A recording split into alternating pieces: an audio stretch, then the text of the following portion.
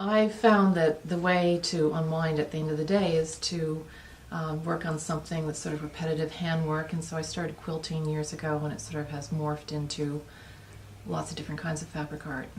In the 1990s, I started using fabric art techniques to create brain images using embroidery and beadwork and lots of different techniques that are associated with sewing.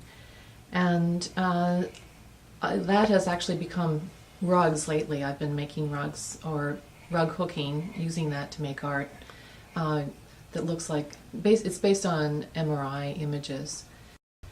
I think there's something really funny about it.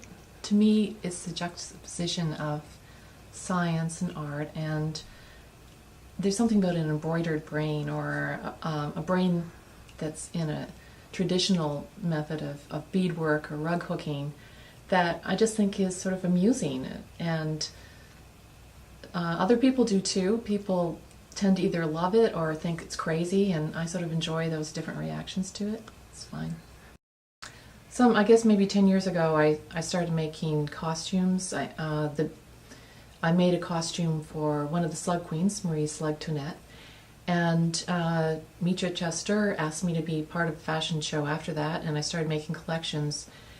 And that is just so much fun, to make a collection in a fashion show. To me, it's like performance art, and so I try to do that most years, not every year, but most years I have a collection in Eugene Fashion Week.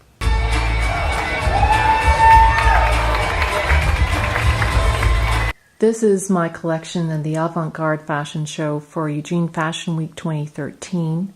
It happened at the Shed in May. This piece is it's the only short piece in the collection. I was trying to put together sort of a Celtic look. It's all plaid with some historical references and make it a little modern. This was really inspired by the work of Alexander McQueen and Sarah Burton, who are my favorites. It's got a panier underneath, which is the kind of thing that Marie Antoinette wore, only much bigger than this. The part of the skirt has smocking that has little red beads sewn at each of the intersections of the smock. This next piece is changing direction a little bit. This is actually one of my daughters.